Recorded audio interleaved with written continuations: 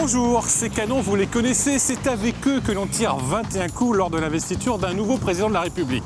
Aujourd'hui, je vous emmène en balade du côté des Invalides, sur la rive gauche, dans un quartier très chic. Mais au fait, c'est quoi les Invalides? C'est d'abord le tombeau de Napoléon, un fameux dôme doré et une très belle esplanade avec des pelouses qui sont prises d'assaut lors des beaux jours. Mais les Invalides, ce n'est pas uniquement ça, c'est aussi une institution militaire qui peut paraître un peu austère, tout comme le quartier, mais vous allez voir, je vais vous prouver le contraire, ce sont des lieux vivants et qui regorgent de nombreuses pépites.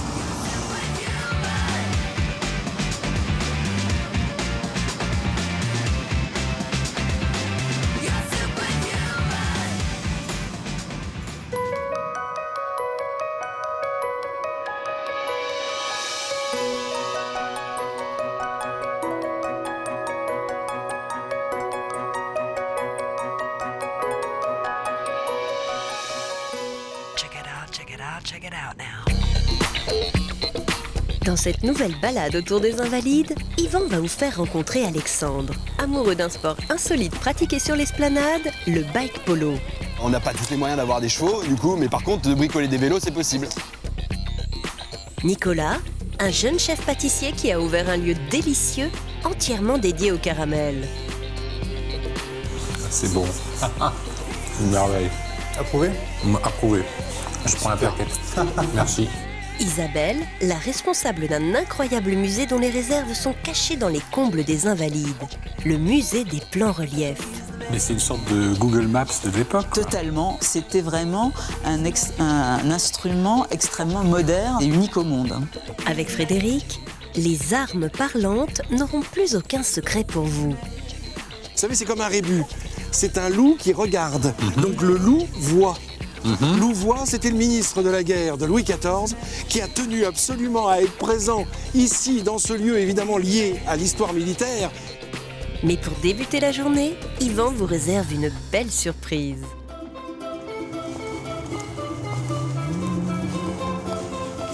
Allez, venez avec moi, je vous emmène dans l'enceinte même des Invalides, dans cet hôtel royal voulu par Louis XIV pour accueillir les blessés et les vétérans de guerre. Alors aujourd'hui, c'est toujours un hôpital, mais pas que. C'est aussi un endroit qui accueille une cinquantaine d'institutions, plus de 2000 personnes y travaillent. C'est aussi le lieu de résidence du gouverneur militaire de Paris en charge de l'opération Sentinelle. Mais là, je me presse parce que j'ai rendez-vous avec Michael, il m'attend dans la cour d'honneur pour une visite de chef d'État. Bah oui, je le mérite, non ?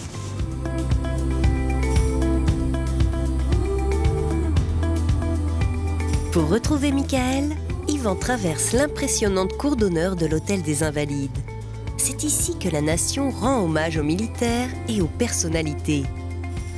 La dernière cérémonie fut celle de l'académicien Jean d'Ormesson en décembre dernier.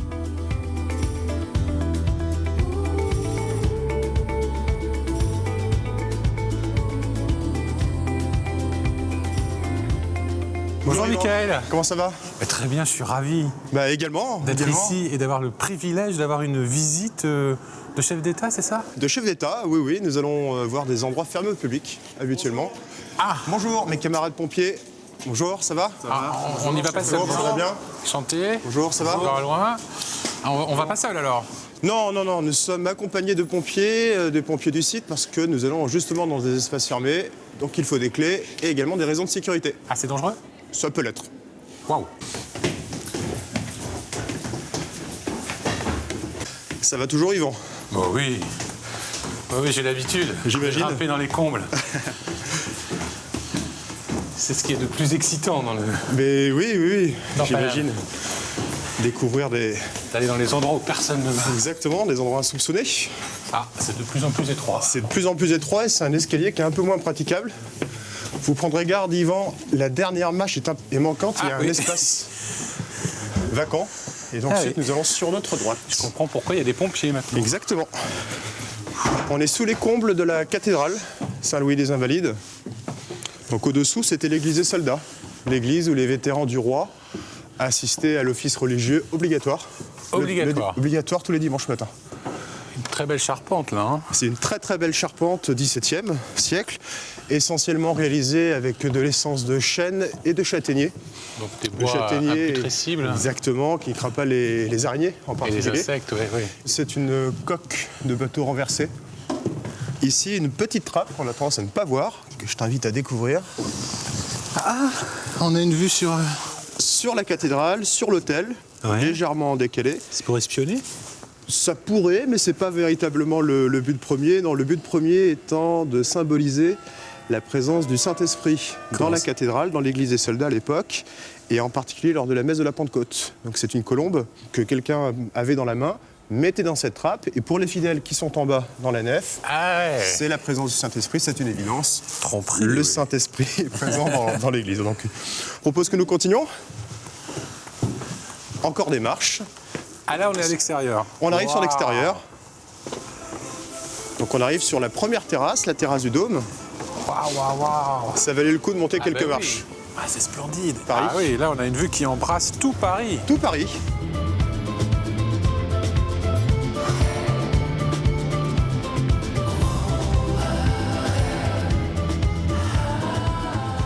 Ici, nous avons un graffiti datant de la Seconde Guerre mondiale, RAF, Royal Air Force. Donc c'est un- visited here. est venu ici avant de rejoindre l'Angleterre.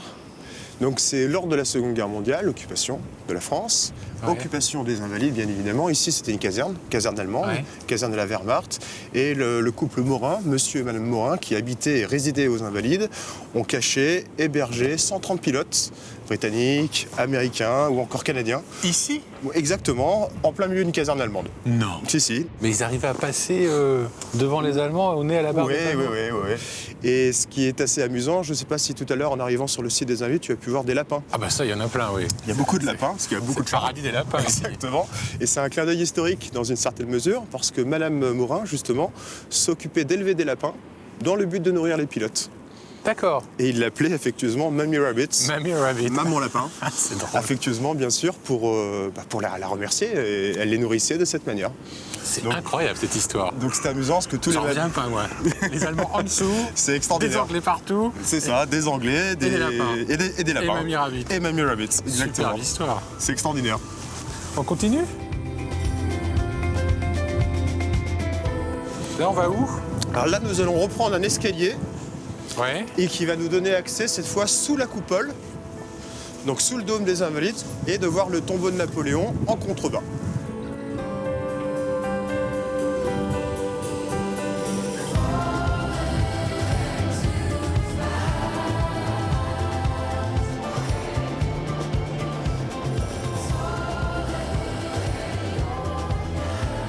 Les dernières marches. Et encore une fois, ça vaut les quelques efforts Ah que ouais. nous avons produits. Donc là, on est... Sous le dôme, D'accord. sous la coupole, plus précisément.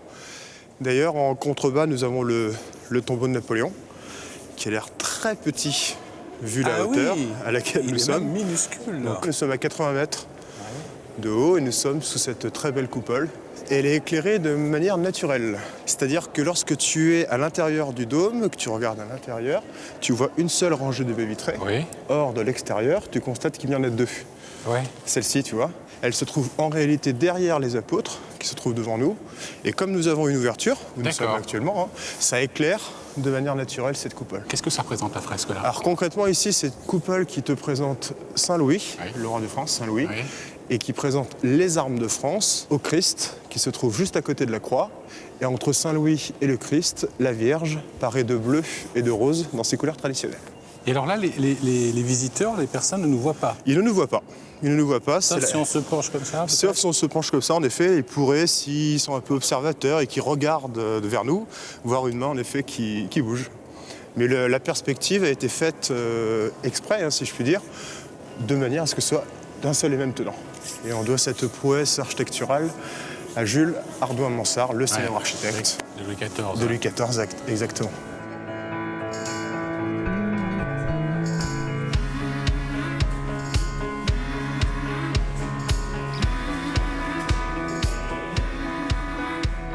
Si vous empruntez le corridor de Nîmes, arrêtez-vous un instant devant cette fenêtre et devant cette pierre tombale. C'est celle de Napoléon quand il était inhumé à Sainte-Hélène.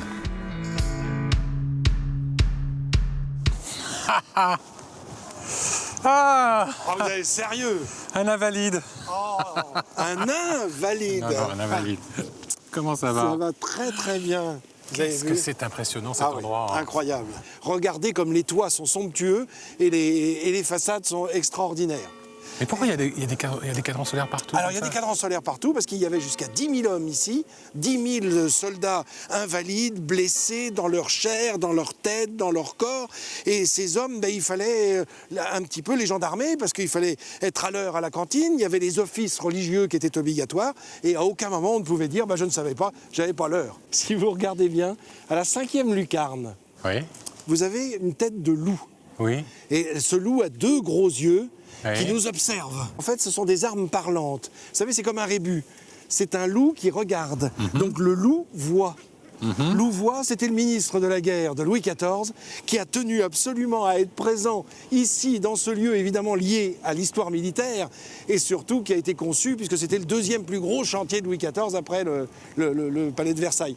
Quand Louis XIV l'a su, il a laissé passer, parce qu'il s'est dit, je reconnais bien Louvois dans ce petit clin d'œil. Il a louvoyé un peu, non? Ah ben voilà, vous avez raison, c'est exactement ça. Mais vous voyez, c'est ce qu'on appelle les armes parlantes, c'est-à-dire qu'avec un petit dessin, eh bien ça vous raconte un personnage ou ça vous l'explique.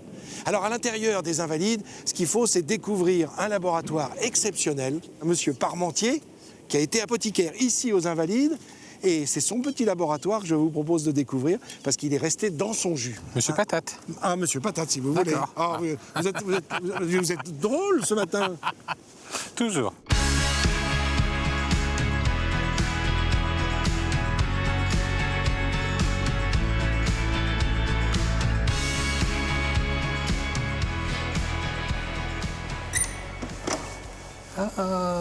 Entrez dans le laboratoire. On dirait une cuisine. Là, le voilà le grand homme. Monsieur Parmentier. Voilà monsieur Antoine Augustin Parmentier. Et c'était qui ce Parmentier? Avec un parcours assez étonnant, un parcours d'homme simple. Et lui, ce qu'il rêve, c'est de devenir apothicaire, c'est-à-dire pharmacien, comme on les appelle aujourd'hui. Alors, ce qu'il va choisir, c'est la carrière militaire. Donc, il est sur le terrain. Il est fait prisonnier à de très nombreuses reprises. Et c'est en étant prisonnier du côté de l'Allemagne qu'il découvre un légume qu'on leur donne à manger, une sorte de pâté qui n'est pas délicieuse, mais quand même qui le nourrit bien, qui est faite à base de pommes de terre. Et ça, c'est un légume qu'on ne connaissait pas, en tout cas pas pour les êtres humains. Ça n'était surtout donné aux cochons et aux animaux en général. Alors lui, il rentre, il est libéré de la fin de la guerre, et il obtient ce poste ici aux Invalides, un poste d'apothicaire. Jusqu'au jour où l'Académie de Besançon lance un concours en disant, voilà, la famine frappe la France entière, mettez-vous tous au travail, on donnera un prix à celui qui imaginera un nouveau légume, une nouvelle façon de s'alimenter qu'on ne connaît pas, qui ne coûte pas trop cher. Et c'est comme ça que Parmentier va proposer la pomme de terre. Il veut faire un grand coup. Et ça, il va avoir le soutien du roi de France, quand même, Louis XVI, qui va lui donner un petit bout de terrain du côté des Sablons. Et il fait planter des pommes de terre. Et en plus, il demande à Louis XVI de pouvoir y mettre des gardes tout autour. Ah, évidemment. Quand même bien précieux. Ah oui, c'est protégé. Alors les gens regardent ça un petit peu de loin. Qu'est-ce qui se passe? Pourquoi est-ce qu'on regarde? Et la nuit, on demande aux soldats de se retirer. Les gens, les habitants, les Parisiennes et les Parisiens se précipitent. Si c'est un bien si précieux, c'est que ça doit être délicieux. Et voilà comment, avec un Louis XVI fan de pommes de terre, la pomme de terre va pouvoir rentrer dans nos plats, dans nos cuisines. Et bien, ça va beaucoup aider à nourrir la France. Les Invalides abritent, vous le savez, le musée de l'armée. Mais ce que vous ne savez peut-être pas, c'est que les costumes de la série Game of Thrones ont été copiés à partir de nos armures. Eh oui, alors venez visiter ce musée avec un autre regard.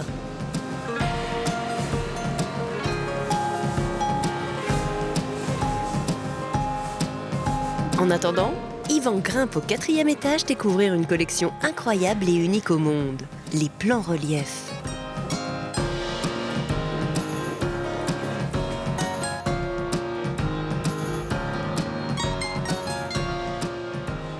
Je suis subjugué par ces maquettes, c'est incroyable. Cette collection de plans en relief avait été créée pour Louis XIV, en fait, pour que le roi puisse voir sous les yeux, sans se déplacer, l'état des fortifications qui défendaient le territoire aux frontières du royaume. Donc ça, ce sont des outils militaires. Ce sont des outils militaires. Aujourd'hui, la collection, depuis 1940, dépend du ministère de la Culture, en raison de son intérêt pour l'histoire des villes, des paysages. Mais jusqu'en 1940, c'était une collection militaire à vocation stratégique. Tout n'est pas exposé là. Non, on a une partie, la plus grande partie de la collection en réserve. On va voir ça. On va pouvoir voir ça. Normalement, voilà, on n'y a pas accès, mais je vous y emmène. Oui, voilà. je suis privilégié. Venez avec moi. C'est par là? Oui. On est sous les toits, là où la collection est arrivée en 1777.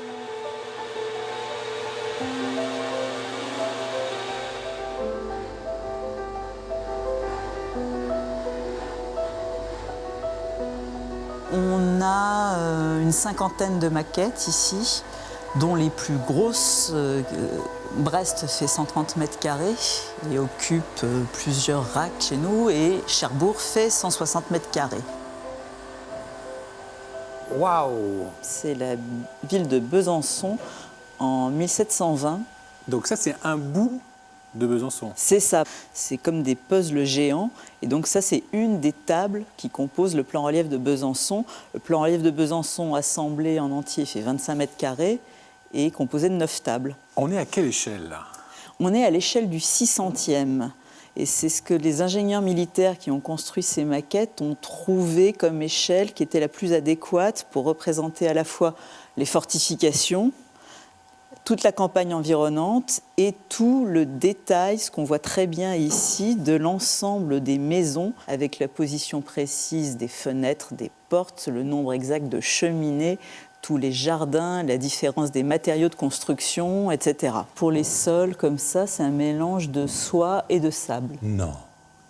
Ah oui, on allait vraiment jusque dans le... Parce que c'était important qu'on dise que ça, c'était en sable, Oui. c'était en terre battue et ça? Pour les militaires, c'était important de savoir s'ils pouvaient passer avec leurs canons, leurs chariots. Mais c'est un travail de dingue. De fou. De C'est fou. vraiment un travail de fou. Mais il y avait une armée d'informateurs pour arriver à relever tout ça, non? Comment Pas ça tant se que passait? ça. C'était une dizaine de personnes. Il y avait en gros une année de relevé sur place et 2 ans de réalisation de la maquette en atelier.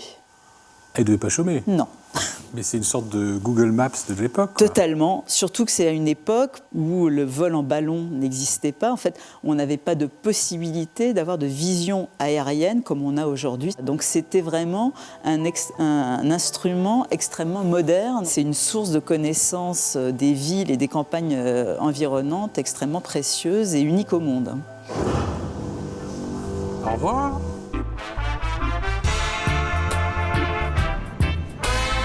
Pour se remettre de toutes ces découvertes, rien de tel qu'une petite pause douceur. La nouvelle adresse incontournable du quartier, c'est Caramel, avec un K. Alors, à vos stylos, parce que Nicolas, le jeune chef pâtissier, va réaliser sa recette maison de caramel mou sans eau. Oui, oui, sans eau. Et c'est un vrai régal.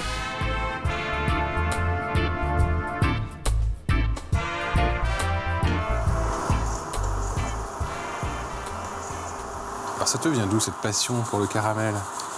Alors, C'est une sorte de famille. J'ai été baigné dedans par mes grands-parents depuis tout petit.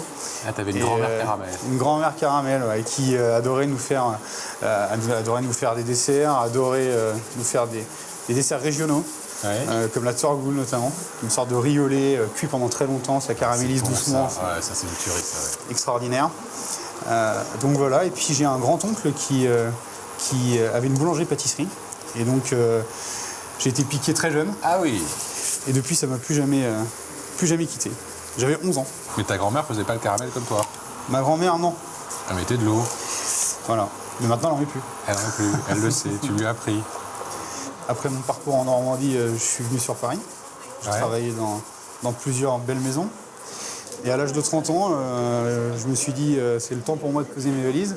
Mais qu'est-ce que je vais faire? Concept autour de caramel. Ouais, Une sorte de déclinaison de tout de la pâtisserie, mais avec du caramel. exactement. Ici, on est rue Saint-Dominique. C'est quand même ultra chic. Quoi. C'est un très haut de gamme, non? Ouais, c'est un quartier qui nous plaît. On a une clientèle qui est très mixée. On a 40% de touristes et 60% de gens du quartier Qui habite là. qui habitent ici, et quelques sociétés aussi, parce qu'il y a pas mal d'ambassades. Et ils ont été réceptifs au caramel, tous Ouais, ces gens-là. absolument. Oui. Ouais. Est-ce que c'est Et quoi de plus en plus. C'est quoi? C'est toujours un souvenir d'enfance, le caramel, non? C'est toujours un souvenir d'enfance, ouais. Ouais. C'est un souvenir d'enfance. En fait, ça parle à tout le monde. C'est-à-dire que tout le monde a à un moment un souvenir autour du caramel. Ce petit côté régressif du produit qui, voilà, de par l'odeur, la couleur, ça parle tout de suite aux gens, quoi. Si tu regardes, là, j'ai plus de cristaux de sucre. Ok. La couleur me plaît. Et donc, ça sera être le moment pour nous de déglacer. Et tu as fait chauffer la caramel. La crème. J'ai fait chauffer la crème. C'est beau, c'est spectaculaire. Et là, on va chercher à le monter à 130 degrés, à peu près. C'est vrai que l'odeur est absolument incroyable. Hein. Bon, c'est toi qui me dis quand on atteint les 130. Hein. Attends, il faut que je mette les lunettes. Ouais, encore, allez, encore 4 degrés. Mais c'est vrai que c'est incroyablement mousseux. Non. Tout ça avec juste du sucre et de la crème fraîche. Donc là, on va rajouter un petit peu de matière grasse. Juste un tout petit peu, hein. Rien. Voilà, combien? Il y a 2 kilos de beurre. Un peu de sel. Petite pointe de fleur de sel. On est presque bon. Donc là, on a notre caramel mou. Qu'est-ce qu'on peut mettre dans le caramel? Tout ce qu'on veut, des noisettes, évidemment. Noix de pécan, cacahuètes. Je fais un caramel au blé noir, au sarrasin grillé, c'est extraordinaire. En fait, la seule limite, c'est la créativité, quoi. Hein. Ouais, c'est on peut se lâcher, quoi. Hein. Je crois que c'est bon, non? C'est parfait. C'est bon, je peux t'embaucher? Bah, oui, pour goûter surtout.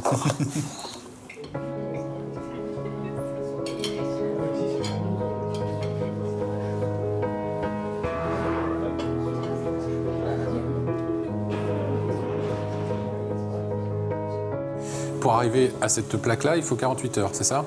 Ouais, 48 heures. Je te laisse y aller.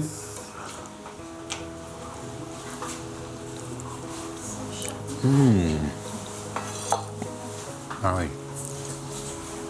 Retour en enfance, hein. Caramba. C'est bon. Une merveille. Magnifique. Approuvé? Approuvé. Je prends la plaquette. Merci. Je vais. C'est gentil. Salut Nicolas. Salut. C'est un À plaisir. Et maintenant, il faut éliminer. Ça ne devrait pas être trop difficile pour Yvan, puisqu'au bout de l'esplanade, côté Seine, Alexandre l'attend pour lui faire découvrir un sport venu directement des États-Unis il y a 10 ans, le bike polo. Mais là, attention Yvan, il faut une sacrée dextérité et du souffle.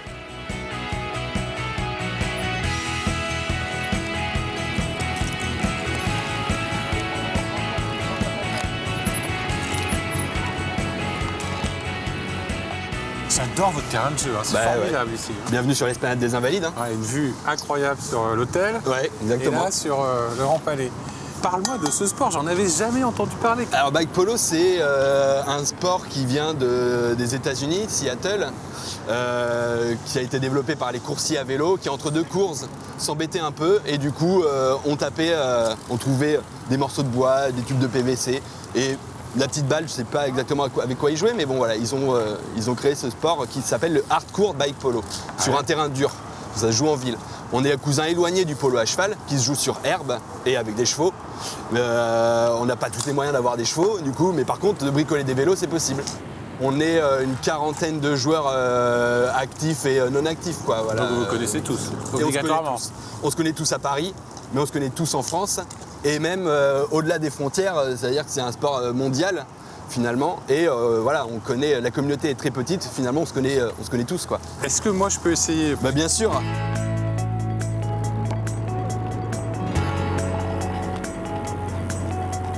Une fois que tu es sur le vélo, si tu veux rester en équilibre, vu qu'on n'a pas le droit de mettre le pied au sol, tu te mets en tu appui peux sur ta t'appuyer canne. sur la canne. Ça, c'est d'accord. légal. Donc là, vas-y, prends la balle, essaye de te l'amener voilà, toujours un peu devant.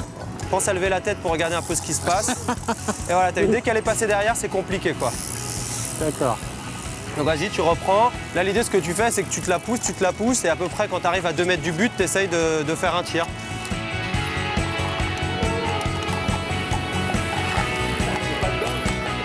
Non, c'est pas très évident quand même de trouver l'équilibre. Tiens, je te la remets dans le sens du jeu. Là, tu la pousses une fois, et puis tu mets un petit tir derrière avec l'extrémité du maillet. Alors ça va plus être comme au golf en fait, plus un swing. Tu essayes de l'avoir un peu à... Ah oui, il faut... Un peu à... Selon la longueur du maillet, 1 mètre de toi, pour vraiment taper dedans, quoi. Voilà, donc là par exemple, en fait, tu aurais dû essayer de tirer en revers. Tu l'emmènes là, et hop, là tu mets un shoot, et regarde, essayer de te tirer avec la partie fermée du maillet. Ah, je me suis trompé. C'est pas évident, hein. Je vous assure que c'est vraiment pas évident. Voilà, t'essaies de te la pousser un peu. Vas-y, encore, vas-y, là, maintenant, c'est pas mal. Voilà, pas mal. Oh. Sachant que la vitesse de ton vélo va faire aussi, plus tu rouleras vite, plus la frappe sera forte. Voilà, super. Devant la roue avant. Bon allez, je vais arrêter là l'initiation. Je vais en profiter pour vous dire au revoir, pour vous inviter à voir ou revoir cette émission sur France3.fr, à venir aussi me parler sur les réseaux sociaux. On se retrouve bien évidemment la semaine prochaine pour un nouveau numéro de Paname. Allez, moi je continue, j'adore ça.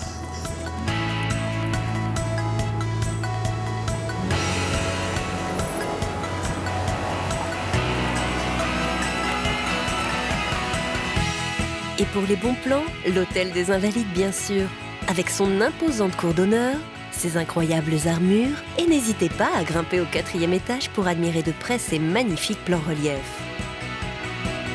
Pour les gourmands, précipitez-vous au 67 rue Saint-Dominique, dévalisez caramel, vous ne le regretterez pas.